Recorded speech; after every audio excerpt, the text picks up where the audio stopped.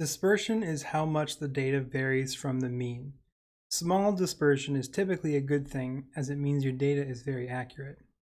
There's two ways to measure dispersion typically for a data set. The range is the first. It's the largest data point minus the smallest. It's a very basic idea of dispersion, and it doesn't quantify how many numbers are actually that far apart. But it does give you like the location of all the numbers. The range is just the largest minus the smallest.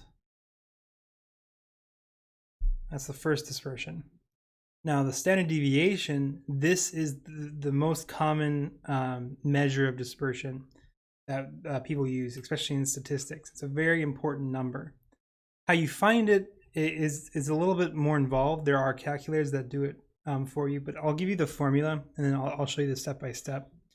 So standard deviation is typically given the Greek symbol sigma, which is the Greek S, and it works like this. You take the first data point, x1, and subtract it from x bar. X bar is just the mean of the data.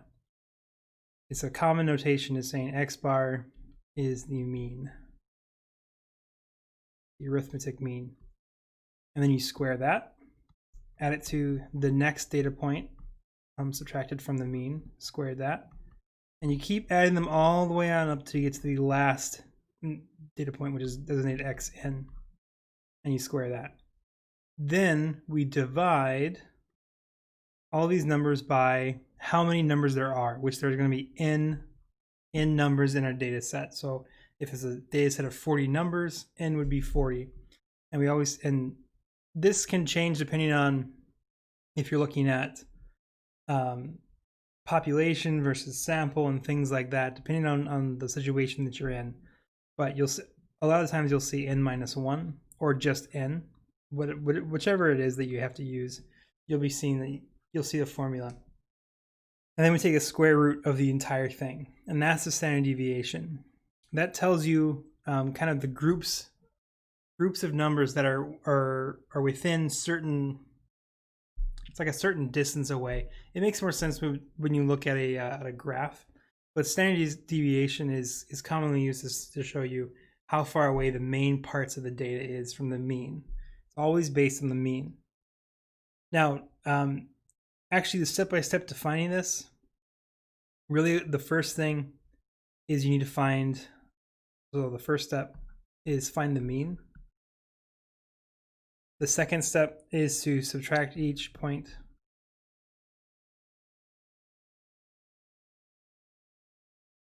by the mean.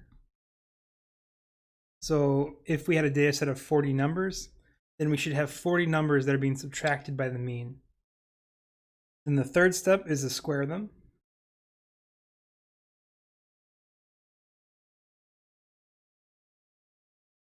The fourth step is to add these all up.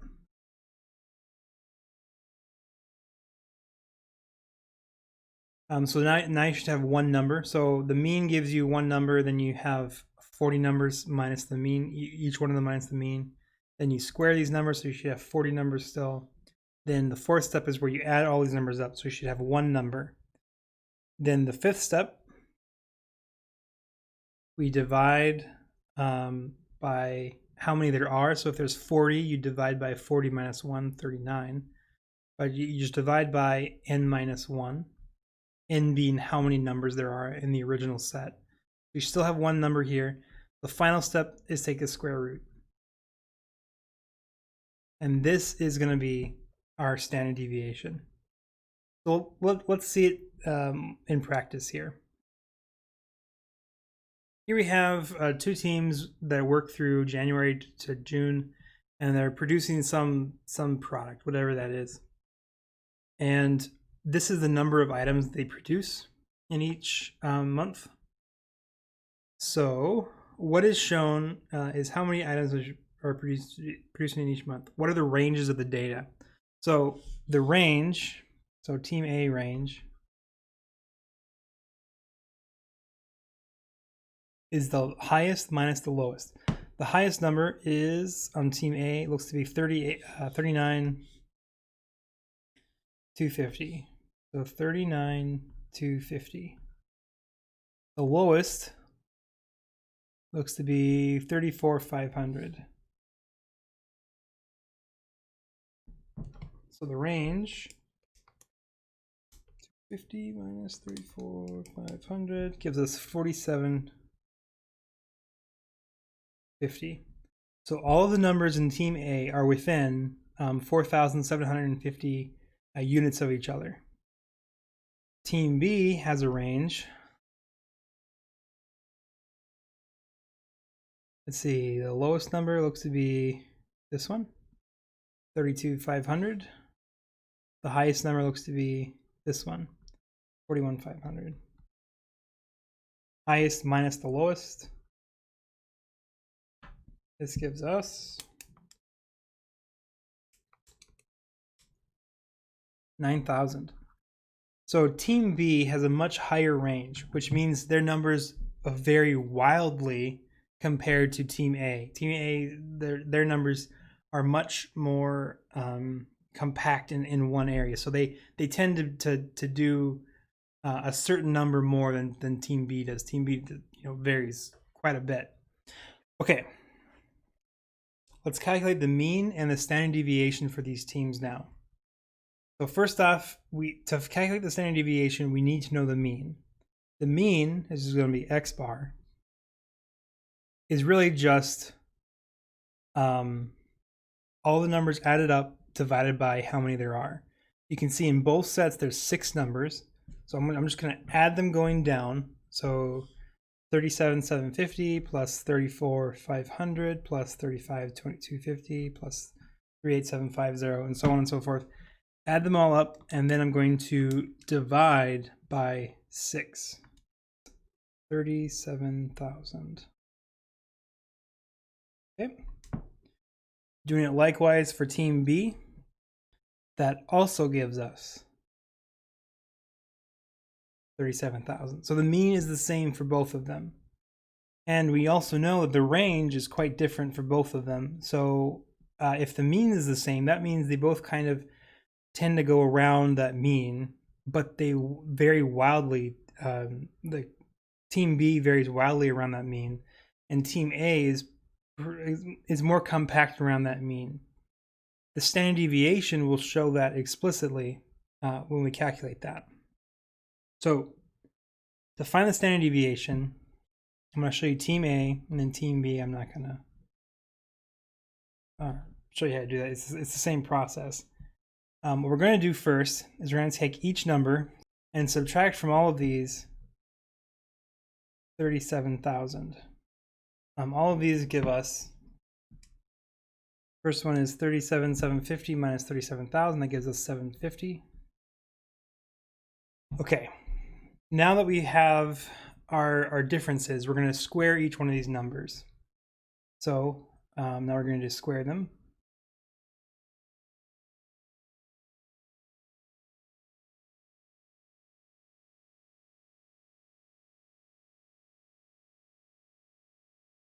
I'm doing this in rows because I'm not making them equal to each other because they're not equal. I'm doing a different step in each time. Now that we square the numbers, we're going to add them. Idiot. 4. 18,250,000. Okay, we've added them up. Now we're going to divide by how many numbers there are. Take away 1. There's 6 numbers, so we're going to divide by 5. So divide this by 5. 3, 6, 5, 1, 2, 3, 4. The final step is to take the square root of this. So the standard deviation for Team A is going to be the square root of 3, 6, 5, 1, 2, 3, 4.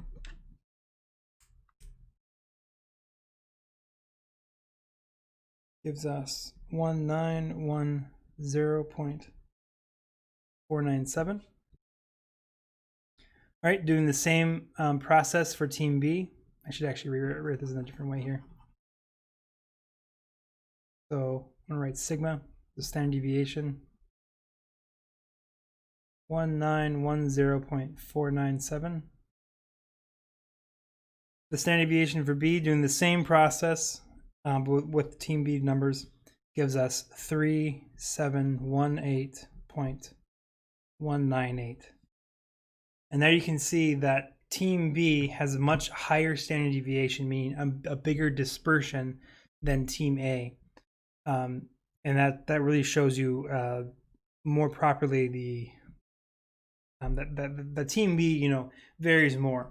Now, which team is preferred? That's kind of the next question that you might want to ask yourself. Would you prefer the one that can vary wildly, or that one that can that's close to always doing the same thing? What's interesting to note is that team B is able to get numbers way higher than team A, right? Team A's highest is this one. Team B is able to get, almost 2,000 units, well, more than 2,000 units higher than that in a certain month. Which the real question then becomes, can we replicate that by, replicating the environment there? So team B has potential for higher. Team A is more reliable to get the certain mean. So it depends on what you're looking for, which one is better. Just like in the previous video with the mean, when large data sets are used, we can use a frequency distribution to find the standard deviation. So for this set, we have some wires that were tested with a certain amps going through them, and this is what is tested. Maybe a max voltage that can pass through, or sorry, a max current that can pass through the wires without breaking.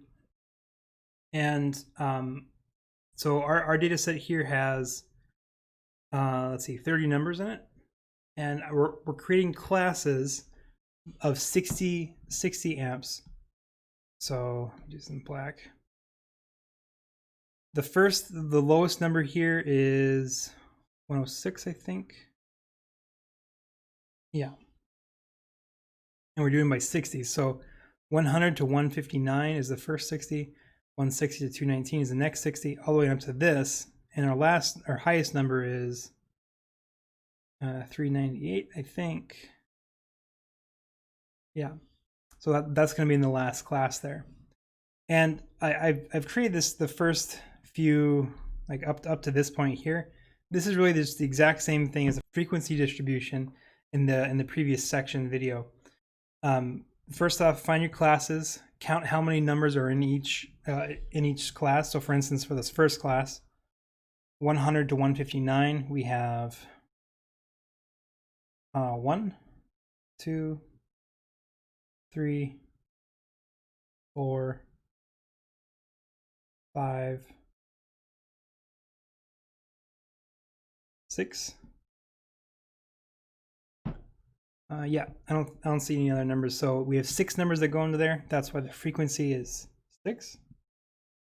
To find the midpoint for all of these, all we have to do is calculate the highest minus the lowest, and then divided by 2. So 159 minus 100 divided by 2. Sorry, add them up and divide by 2. It's the average between the highest and the lowest. And that gives us 129.5. The same thing for the rest of them. The next class would be 219 plus 160 over 2. That would give you 189.5 here for the midpoint. So that's how I found the midpoint. Then the product is just the frequency times the midpoint gives us the product. 6 times 129.5 is 777, and so on and so forth. I've noted special numbers here. N equals 30. That's how many numbers there are in our data set. The sum is the product sum here. So just going straight down gives us the sum there. That's the same thing we used in the previous video. And then we take the sum divided by n, and that gives us our average. The average for this data set is 247.5. Yeah, the mean for this data set is 247.5. For the frequency distribution, I should say. Now, we have the mean. Now let's look at getting the standard deviation. So in each part of these things here, it's really the same thing that we did last time with the standard deviation. There's some slight differences, but it's the same kind of steps. The first step is to take all of the numbers, which we're thinking of them as their midpoints, their averages, and we're subtracting from those from the mean. That's the same thing as taking the data points and subtracting it from the mean. It's the same idea there. Then the next step was to square these numbers. So these just get squared to get to this point. And in this case, we only have here 5 numbers, but we did have, we had 30 numbers from our original data set. So we should have 30 numbers in the standard deviation calculation. So the way we do that is we take these numbers here and multiply them by the frequency. So we're just taking these numbers and multiplying them by all of these numbers. That gives us these. So for instance, this middle one has a frequency of 5 in red here. And then we have a squared number of 4. 5 times 4 is 20. That's what that last column there is. If we sum these up, we get one single number, and this is the number that we're going to divide by n minus 1. In this case, 30 minus 1 is 29. And finally, take the square root of that. And that gives us a standard deviation of 91.2 amps. Now, this is the frequency distribution. You can do this in steps. I recommend if you're gonna try and do this on your own, using like Excel or some spreadsheet software to really help you out with the calculations. The nice thing about spreadsheets is that they typically have standard deviations already on there, so you don't have to do a lot of this frequency distribution stuff.